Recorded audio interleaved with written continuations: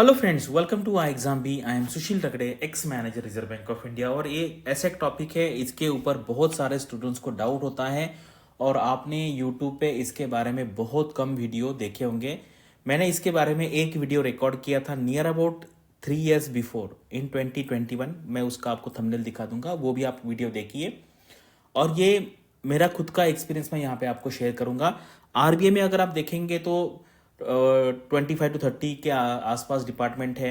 हर department अलग अलग divisions होते हैं, अलग अलग डेस्क होते हैं। तो अगर आप ऐसा देखा जाए तो 100 के आसपास यहाँ पे प्रोफाइल होंगे, लेकिन काम का जो तरीका है ना वो नियर अबाउट सिमिलर होता है। ठीक है, जैसे अगर आप देखेंगे फॉर एग्जांपल सेंट्रल गवर्नमेंट में मान लीजिए 100 आईएएस ऑफिसर्स है, तो उनका काम का नेचर है ना वो सिमिलर है। तो बहुत मैंने कुछ वीडियोस देखे यूट्यूब पे, अलग अलग यूट्यूबर्स बनाते हैं ना, वो मोस्टली यहाँ पर क्या करते हैं, वो फंक्शन बताते हैं। तो फंक्शन एंड आपका प्रोफाइल इसमें डिफरेंस है, यानी कि आपको एग्जैक्टली क्या करना है वहां पे जाके। ठीक है, आरबीआई ग्रेड बी में जाके मान लीजिए फाइनेंशियल इंक्लूजन डिपार्टमेंट है, कोई फॉरेन एक्सचेंज डिपार्टमेंट है, कोई गवर्नमेंट का एक डिपार्टमेंट है। तो यहाँ पर ये तो फंक्शन बताएंगे, लेकिन वहां पर जाने के बाद मुझे डे टू डे में क्या करना पड़ेगा ये बहुत कम लोग बताते हैं, क्योंकि ऐसा कौन बता पाएगा, जिसने एक्चुअल काम किया है वहां पर वही बता पाएगा। तो यहाँ पे मुझे जितना पता है, मैंने जितना काम किया और मेरे कुछ फ्रेंड से मैंने पूछा था जो इशू डिपार्टमेंट में थे, उनका मैं यहाँ पे बताऊंगा। अदरवाइज अगर आप देखेंगे तो यहाँ पे 100 से ज्यादा अलग अलग टाइप के प्रोफाइल्स यहाँ पर होंगे, लेकिन उनका नेचर जो है ना वो सिमिलर है। उसको मैंने 3 अलग अलग टाइप्स में डिवाइड किया है, वो मैं आपको बताऊंगा। तो आपको पता चलेगा कि वहां पर जाने के बाद आपको आपके ऑफिस डेस्क पे बैठने के बाद क्या क्या करना पड़ेगा, वो यहाँ पे हम जानेंगे। चलो यहाँ पे वीडियो स्टार्ट करते हैं। तो मैं जो वीडियो की बात करता, ये वीडियो है क्या होता है आरबीआई ग्रेड बी ऑफिसर का जॉब प्रोफाइल। देखो 29 अप्रैल को 2021 में मैंने ये वीडियो बनाया था। अभी चल रहा है, आज है 29 जनवरी 2024। नियर अबाउट 3 साल होने को आई इस वीडियो को। नियर अबाउट 1.25 लाख लोगों ने वीडियो देखा है। ठीक है, 1.25 लाख 1.26 लाख लोगों ने ये वीडियो यहाँ पर देखा। अब ये वीडियो भी देख लेना, इसका लिंक मैं दे देता हूँ, क्योंकि क्या होता है कभी कभी ये कोई ऐसा स्क्रिप्टेड वीडियो नहीं होता कि मैंने कुछ स्क्रिप्ट बना के लाई है तो उसमें मैंने कुछ अलग चीजें बताई होंगी, इसमें मैं कुछ बताऊंगा, कुछ चीजें छूट भी जाती है। तो आप वो भी वीडियो देखिए और ये भी वीडियो देखिए। और ये देखिए यहाँ पे आरबीआई के इतने सारे डिपार्टमेंट्स हैं। ठीक है, डिपार्टमेंट ऑफ करेंसी मैनेजमेंट, अगर ये सेंट्रल ऑफिस में देखेंगे तो ये नाम है।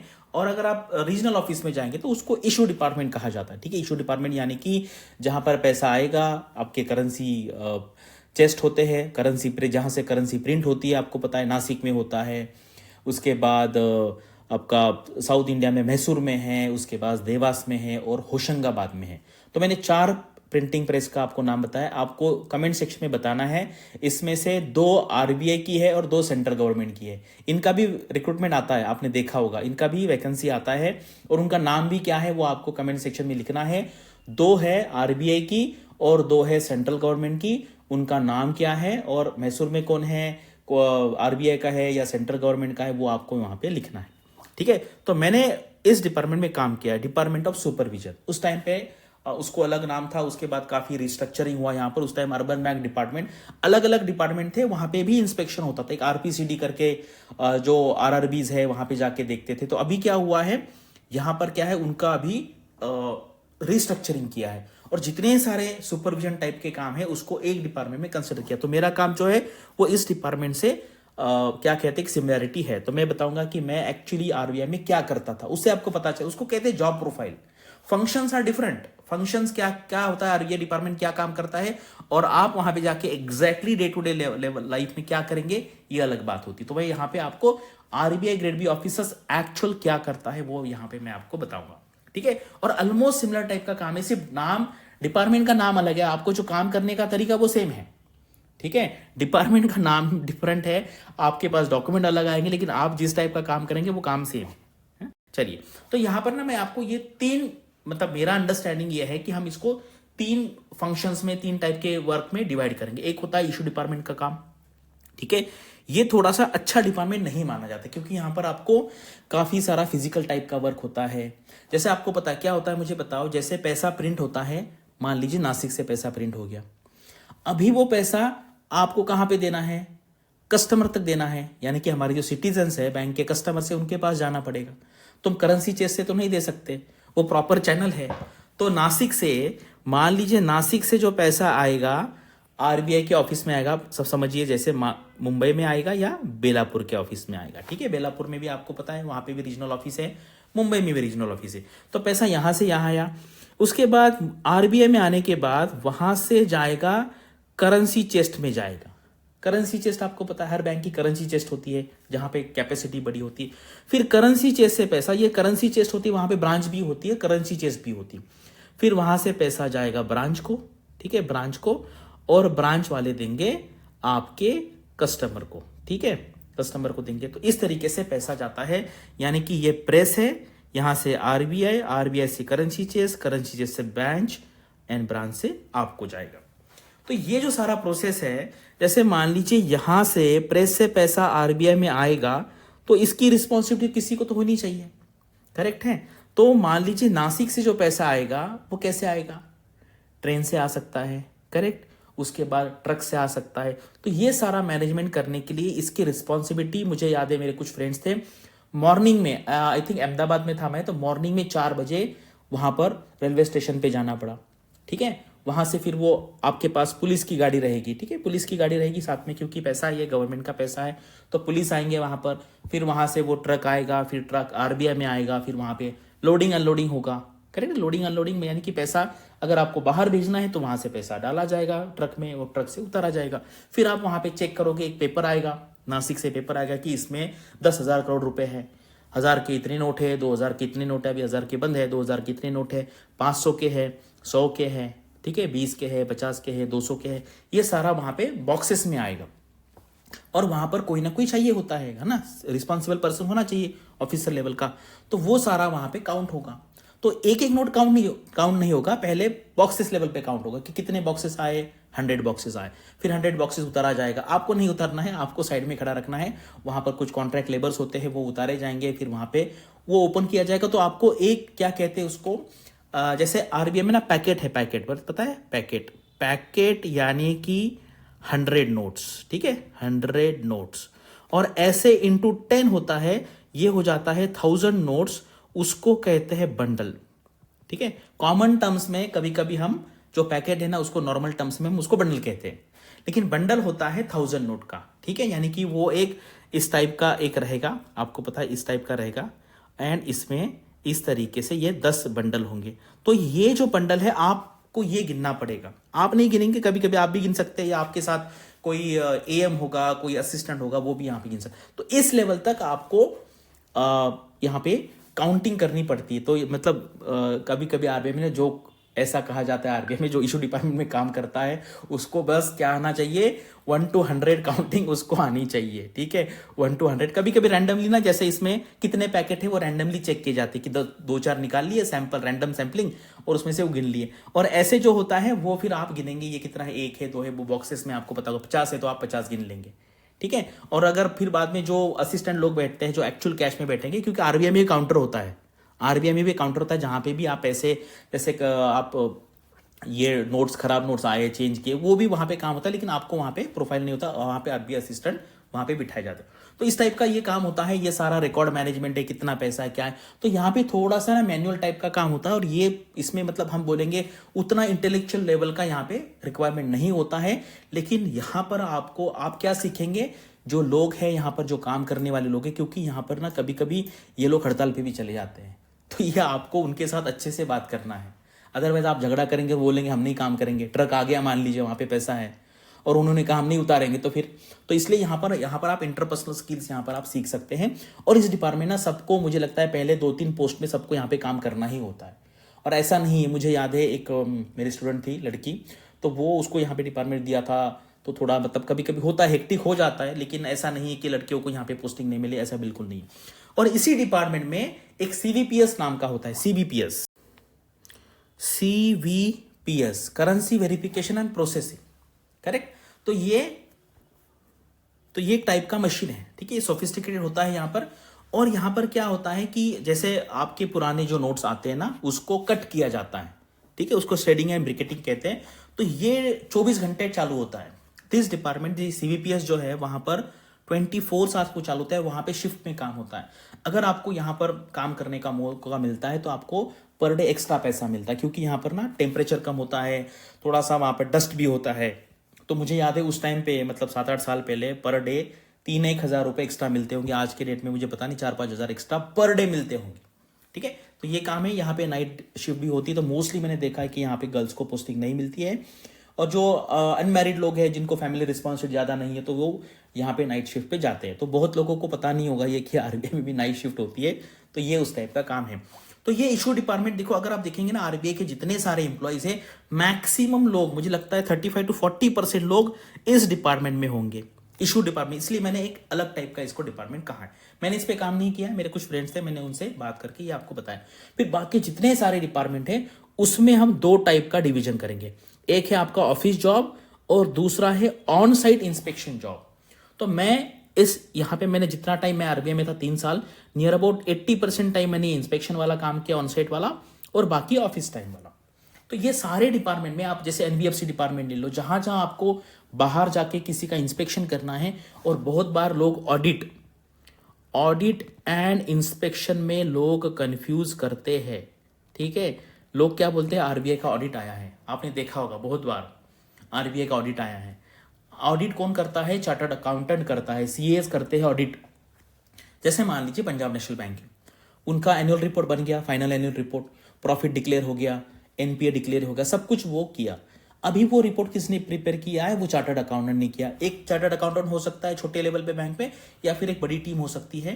ठीक है, अगर आप आरबीआई का भी देखेंगे, वो भी उसका एनुअल रिपोर्ट सीए बनाता है, क्योंकि कंपनी एक्ट के हिसाब से सीए लोग बनाते हैं। तो जो ऑडिट होता है उसको हमें चेक करना, उसको कहते हैं इंस्पेक्शन। यानी कि जो ऑडिट रिपोर्ट बनाया गया है वो आरबीआई के रूल्स एंड रेगुलेशन के हिसाब से, कंपनीज एक्ट के रूल्स एंड रेगुलेशन के हिसाब से, कोई इनकम टैक्स का रूल है, बहुत सारे फेमा के रूल है फेमा के, उसके हिसाब से बनाया है नहीं बनाया, ये काम होता है आपका, इसको कहते हैं इंस्पेक्शन। ठीक है, तो इसके लिए जैसे मैं फॉर एग्जांपल किसी अहमदाबाद में आरबीआई का ऑफिस था, तो मान लीजिए बड़ौदा में जाना है, सूरत में जाना है, तो वहां पे हम जाते थे।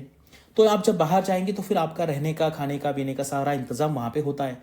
तो मैं जब बड़ौदा में जाता था, सूरत में जाता था, वहां पे ताज होटल होता था, है मतलब, तो वहां पे 20 दिन का इंस्पेक्शन है, तो आप 20 डेज ताज में रहोगे, तो सारा पैसा जो है आपको नहीं देना है आरबीआई की तरफ, यानी कि आपको ताज होटल में रहने का मौका मिलेगा नियर अबाउट 15-20 डेज। वहाँ पे खाना भी होगा, फिर आप वहाँ से ऑफिस जाओगे जहाँ बैंक का ऑफिस है, तो आने जाने का खर्च, मतलब जो टीएडी है बोलते हैं ना, वो सारा मिलता है। तो आप इंस्पेक्शन पे जाओगे तो सैलरी तो मिलेगी ही मिलेगी, लेकिन मुझे याद है 20 दिन का इंस्पेक्शन के लिए आपको एडिशनल भी 50-60 हज़ार रुपये मिलता है।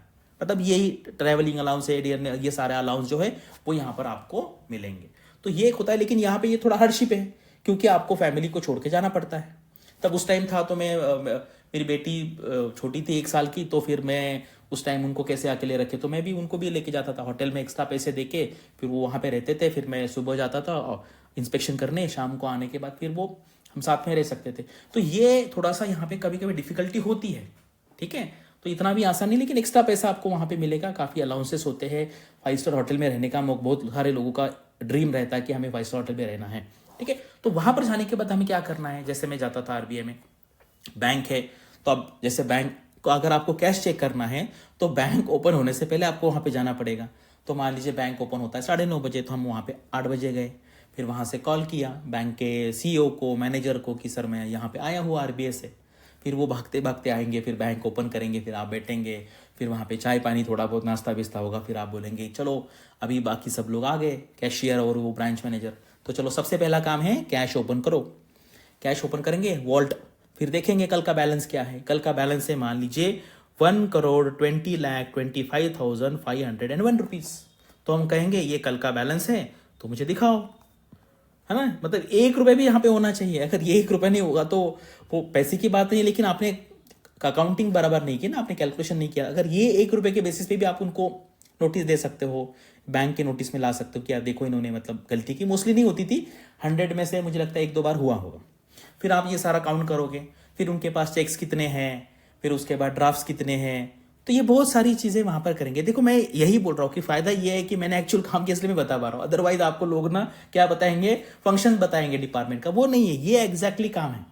फिर आप सारा चेक करेंगे, फिर वहाँ पे आप साइन करेंगे कि ठीक है सब कुछ सही है। अगर नहीं होगा, कभी कभी 500 रुपये का ये आता है तो उनको खुद के पैसे से देना पड़ेगा। वो पैसे की बात नहीं है, ये पब्लिक का पैसा है। Why RBI is doing that, ये भी आपको समझना आना चाहिए कि कोई XYZ बैंक है तो उसका जो वॉल्ट है वो मैं जाके चेक क्यों करूँ। बैंक वाले बोलेंगे आपको क्या करना है। ऐसा नहीं, ये पैसा है, ये पब्लिक का पैसा है, एंड ये जो इंटरेस्ट ऑफ द डिपॉजिटर्स है वो मेंटेन करने का काम है आरबीआई का। आप बैंक में पैसा क्यों रखते हैं? क्योंकि बीच में आरबीआई है, आपको भरोसा है। मुझे बताओ, जब बैंक आपको लोन देता है तो कितने सारे डॉक्यूमेंट साइन कराता है, तो आप क्यों नहीं कराते? आप जाओ बैंक में और बोलो मुझे पास 1 लाख रुपए रखने हैं और इतने सारे डॉक्यूमेंट साइन करने हैं, क्योंकि इनडायरेक्टली आपने उनको लोन दिया है। When you are depositing 1 lakh rupees in a bank, it means that indirectly you have given them a loan. तो फिर आप उनसे डॉक्यूमेंट की साइन क्यों नहीं कराते 100 जगह पे?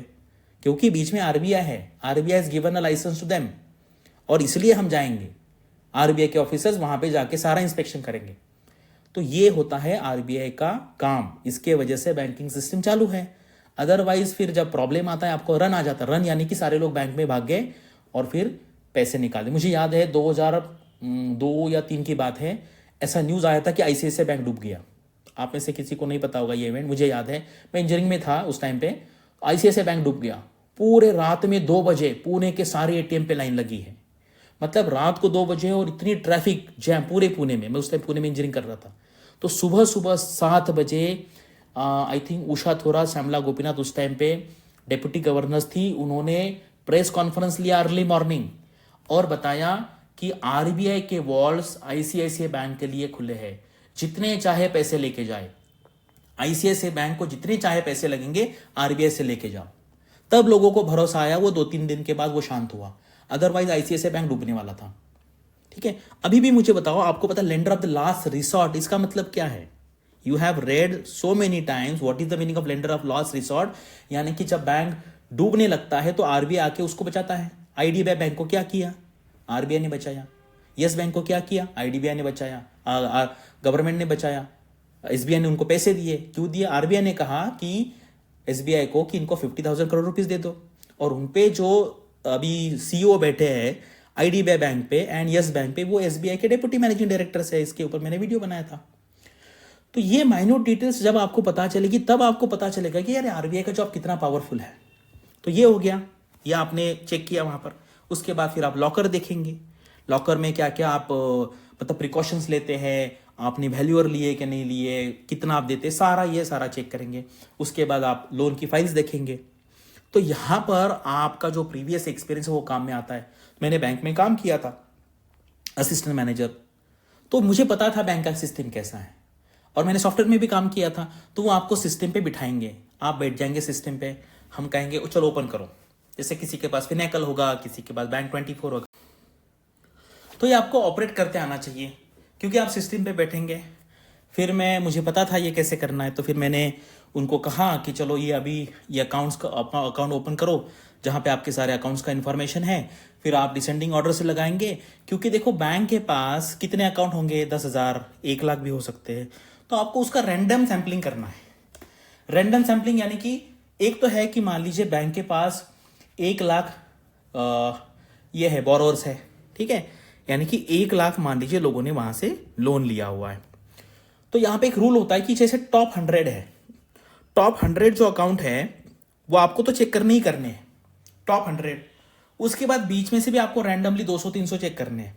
चेक करना मतलब क्या? जैसे मैंने मान लीजिए सबसे ओपन कर लिया, कितना लोन है? 200 करोड़। ठीक है, चलो क्या क्या रूल्स एंड रेगुलेशंस है, क्या क्या सिक्योरिटी लिया है आपने, इंटरेस्ट रेट क्या है, फिर उनका अकाउंट स्टेटमेंट निकालो, ईएमआई आ रहा है क्या नहीं आ रहा है, फिर अगर नहीं आया तो फिर आपने एनपीए किया कि नहीं किया, फिर उन्होंने क्या क्या सिक्योरिटी दी है, फिर लीगल डॉक्यूमेंट, ये सारा मतलब देखो ये इसलिए ये आपको पूरा सिस्टम से निकालते हैं। मतलब प्रीलिम्स का एग्जामिनेशन, फेज 2 का एग्जामिनेशन, फिर इंटरव्यू, तो ये आपको उस लेवल का बनाते हैं। आने से पहले ही वो इंटेलिजेंट लोग ही लेते हैं, फिर उसके बाद आपको ट्रेनिंग भी होगी। इनिशियल लेवल पे ना आपको किसी के साथ भेजा जाएगा। मतलब कुछ लोगों को ये आएगा डाउट कि यार मुझे तो नहीं आता ये, तो इनिशियली आपको किसी के साथ भेजा जाएगा, डीजीएम के साथ, एजीएम के साथ, उनके साथ जाकर सीखोगे आप, फिर बाद में आपको इंडिपेंडेंटली भेजा जाएगा। तो मैंने इनिशियली 3-4 किसी के साथ किए, फिर सीख लिया, फिर बाद में मैंने 30-40 ऐसे इंस्पेक्शन किए। तो इस तरीके से आप सारे अकाउंट देखेंगे। और फिर कभी कभी ऐसा होता है, मान लीजिए सीए ने बताया इनका एनपीए है 9.1, तो मैंने बहुत बार इसको फिर 12 भी किया है, 13 भी किया है। किया मतलब अगर होगा तो किया, तो यानी कि मैंने आइडेंटिफाई किए कि कुछ कुछ अकाउंट को उन्होंने एनपीए क्लासीफाई नहीं किया था, थोड़ी गड़बड़ी करके। तो एक बार मुझे याद है वो सीए ने कहा सर आपको कैसे पता है ये सारा, तो वो टेंशन में आ गया। तो मुझे उसको लगा कि यार अभी सर रिपोर्ट कर देंगे, क्योंकि ना आपके पास उतनी पावर है, अगर आप रिपोर्ट करेंगे ना सीए को, आईसीएआई को, तो ये इनका सीए का ये कैंसिल भी हो सकता है। तो इसलिए बहुत पावर है आरबीआई के ऑफिसर के पास। एवरी ईयर 10-15 लोगों का होता है। अगर बहुत ज़्यादा डाइवर्जन निकलता है यहाँ पर, अगर एनपीए मान लीजिए, अगर एनपीए बढ़ेगा तो फिर प्रोविजन भी बढ़ेगा, प्रोविजन बढ़ेगा तो प्रॉफिट कम होगा, है ना। तो ये कुछ लोगों को समझ में आ रहा होगा, कुछ लोगों को समझ में नहीं आ रहा होगा। ये सारा काम होता है आरबीआई ग्रेड बी का प्रोफाइल। सिर्फ फंक्शंस बताने से, मैंने बहुत सारे वीडियो देखे कि वो फंक्शन बताते हैं, ऐसा नहीं है। क्या करना पड़ता है वहां पे जाके, तो आपको ये करना पड़ता है। तो ये है, बहुत सारी चीज़ें देखेंगे। फिर उनका आप आईटी का पॉलिसी होता है, फिर लोन का पॉलिसी है, एचआर का पॉलिसी है, यानी कि बैंक जो कुछ भी करता है वो सारा आपको चेक करना पड़ेगा। वहाँ पे सिक्योरिटी सिस्टम कैसी है, सिक्योरिटी गार्ड है या नहीं है, लॉकर की रूम कैसी है, वहाँ पे कौन से टाइप के लॉकर्स है, सारा प्रिकॉशन लिया कि नहीं, फायर का ऑडिट है कि नहीं, ये सारी चीज़ें दुनिया भर की आपको वहाँ पे देखनी है। और उसके ऊपर आपको 200-300 पेजेस का रिपोर्ट बनाना पड़ता है, उसको कहते हैं इंस्पेक्शन रिपोर्ट। और ये इंस्पेक्शन रिपोर्ट होता है क्रुशियल, ये होता है, इसको कहते हैं, ये सीक्रेट होता है, किसी को भी बताया नहीं जाता है। इवन मतलब जो आप, अगर कोई कोर्ट केस होता है तो भी यहाँ पे पूरा रिपोर्ट नहीं देते हैं आरबीआई गवर्नमेंट कोर्ट को। जितना जरूरी पार्ट है उतना बताया जाता है। और यहाँ पर अगर कोई ओपिनियन मांगेगा कोर्ट में या जज ने, तो आरबीआई का ऑफिसर जो कहेगा दैट इज फाइनल, करेक्ट। जैसे आपको होता है ना, मान लीजिए किसी ने सिग्नल क्रॉस किया और वहां पे कैमरा नहीं है, तो कोर्ट में बुलाया जाएगा और वहां पे ट्रैफिक पुलिस से उनका पूछा जाएगा, उन्होंने कहा इन्होंने सिग्नल ब्रेक किया तो ब्रेक किया, नहीं किया तो नहीं किया। सो हम बोलते हैं उनकी लाइन सैक्रोसेंट है। वैसे ही आरबीआई ग्रेड बी ऑफिसर का लाइन है। आरबीआई ग्रेड बी ऑफिसर ने कहा कि ये है तो वो है, इतनी पावर है आरबीआई ग्रेड बी ऑफिसर के पास। तो इसलिए यहाँ पे बहुत सारे लोग आना चाहते हैं। तो ये सारा करने के बाद, और आपके पास इतनी पावर है, कुछ निकलता है, तो यहाँ पर आपको मतलब हम बोलते हैं ना, कुछ पैसे देने का भी ट्राई होता है। क्योंकि अगर आपने बहुत सारा डाइवर्जन फाइंड आउट कर लिया वहाँ पर, और उसके बेस पे अगर बैंक को कुछ रिस्ट्रिक्शन लगेंगे, तो ऐसा होता है, मेरे साथ भी हुआ था। तो मैंने इमीडिएटली हमारे डीजीएम को इन्फॉर्म किया कि सर ऐसा ऐसा मुझे ये कुछ ऑफर कर रहे हैं, क्योंकि मैंने बहुत सारा उसमें निकाला था। और मैंने बैंक को, सीईओ को, उस टाइम उनका हार्ट बीट बढ़ गया तो उनको एडमिट करना पड़ा हॉस्पिटल में, क्योंकि उनको टेंशन आ गया अभी क्या होगा। फिर मैंने बोला इनको आप हॉस्पिटल में लेके जाओ, उनके जगह पे दूसरे का अपॉइंटमेंट करो। फिर मैंने उनको कहा कि सर देखो, आप अगर ऐसा करेंगे तो आपका बैंक ही डूब जाएगा, ऐसा बिल्कुल नहीं करना है। मैंने उनको प्लान भी बताया। ये सिर्फ ऐसा नहीं कि अगर किसी बैंक की कंडीशन खराब है, मान लीजिए ग्रॉस एनपीए उनका है 15%, ठीक है, और लॉस मेकिंग बैंक है, तो फिर हमें आरबीआई को उनको प्लान देना पड़ता है कि आप ऐसा करो, ऐसा करो, ऐसा करो। तो अभी मैं आरबीआई छोड़ने के बाद भी 2-3 सीईओ का मुझे फोन आया था, उन्होंने कहा सर हमारा बैंक का सिचुएशन इतना खराब था कि हम डूबने वाले थे, आपने गाइड किया और आपने जैसा कहा वैसा मैंने फॉलो किया। Now our gross NPA is just 3% and we are in a profit. तो ये होता है पावर, यानी कि वो बैंक में कम से कम मान लीजिए अगर 1 लाख लोग डिपेंड है, तो आपने वो 1 लाख लोगों का डिपॉजिट भी बचाया, वो बैंक को भी बचाया, और आगे जाके वो बैंक लोगों को सर्व भी करेगा। यानी कि एक आरबीआई ग्रेड बी का ऑफिसर इतने थाउजेंड्स एंड लैक्स ऑफ लोगों का भला कर सकता है। करेक्ट है, मतलब कभी कभी लगेगा ना यार आरबीआई का ऑफिसर क्या कर सकता है, ये इतनी पावर होती है। तो इस टाइप का काम है। और फिर ऑफिस में क्या है, और देखो ये इंस्पेक्शन जैसे मैंने बताया बैंक का है, इसी तरीके से एनबीएफसी का भी होता है, बाकी प्राइमरी डीलर्स का भी होगा, फिर फॉरेन एक्सचेंज जो करते हैं उनका भी होगा। तो ये सिमिलर टाइप का काम है। तो जैसे मैंने बैंक का बताया, इसी टाइप का अपना अपना काम होगा। फिर ऑफिस में क्या है, फिर अगर मान लीजिए मैं 20 दिन इंस्पेक्शन में था, तो फिर मुझे 4-5 दिन मिलेंगे आगे के, किसके लिए, इंस्पेक्शन रिपोर्ट बनाने के लिए, उसको फाइनल करना है। उसको फिर हमारे एजीएम चेक करेंगे, डीजीएम चेक करेंगे, जीएम करेंगे, रीजनल डायरेक्टर करेंगे, और फिर जब वो फाइनल हो जाएगा फिर उसकी कॉपी वो बैंक को हम सेंड करते हैं। फिर उनको कुछ डाउट्स आता है तो फिर हमें वो पूछेंगे, फिर हम उसको जवाब देंगे। और बाकी नॉर्मल ऑफिस जॉब है, जैसे मान लीजिए इंस्पेक्शन डिपार्टमेंट जो आरबीआई के सुपरविजन डिपार्टमेंट में है और वो इंस्पेक्शन पे नहीं है, तो उनको ऑफिस लेवल का काम करना है। तो ये मैं अभी जो बता रहा हूं, मैक्सिमम सारे डिपार्टमेंट में ऐसा ही काम होता है कि आप किसी डेस्क पे बैठे हो तो आपको लेटर आएगा। कहाँ से लेटर आता है, सेंट्रल गवर्नमेंट से आ सकता है, स्टेट गवर्नमेंट से आ सकता है, बैंक से आ सकता है, या जनरल कस्टमर से आ सकता है, बैंक के कस्टमर से। फिर आपको उसको पढ़ना है, उसमें देखना है क्या पूछा है, फिर आपको सर्कुलर देखना है, फिर उसका जवाब देना है। तो मोस्टली काम यही है। अगर आपको कुछ नया इनिशिएट करना है तो फिर आपको पहले ऑफिस नोट बनाना पड़ता है। ऑफिस नोट यानी कि उन्होंने, जैसे मान लीजिए किसी आईसीआईसीआई बैंक ने एक बैंक को, आरबीआई को रिक्वेस्ट भेजा कि हमें महाराष्ट्र की ये डिस्ट्रिक्ट में हमें 10 ब्रांचेस ओपन करनी है, तो उनका लेटर आ गया। पहले एएम देखेगा या फिर मैनेजर देखेगा, फिर आप वो पढ़ेंगे, फिर आप अपने बॉस के साथ डिस्कस करेंगे, फिर बॉस आपको बताएगा कि देखो ये आया है तो आप ये सर्कुलर रेफर करो और देखो क्या पोजीशन है। फिर आप सर्कुलर पढ़ेंगे, वहां पे दिखा होगा कि ऐसी ऐसी कंडीशन है, if the bank is satisfying all this condition then we may approve the banks. ठीक है, ब्रांच बैंक होता है आईसीआईसीआई बैंक और उसकी ब्रांचेस है तो हम उसको अप्रूव कर सकते हैं या उसको सैंक्शन कर सकते हैं। अगर नहीं है तो हम उनको कहेंगे कि देखो आपका एनपीए ज़्यादा है, आपका प्रॉफिट ऐसा है, तो अभी हम आपको परमिशन नहीं दे सकते, आप इंप्रूव कीजिए और अगले क्वार्टर फिर से अप्लाई कीजिए। तो ये डिसीजन आपको लेना पड़ता है, आपको ऑफिस नोट बनाना पड़ता है। इसलिए हमें डिस्क्रिप्टिव आंसर राइटिंग है, क्योंकि आपको ये ऑफिस नोट बनाना है, फिर आपको उसको रिप्लाई देना है, फिर आप बैंक को रिप्लाई देंगे।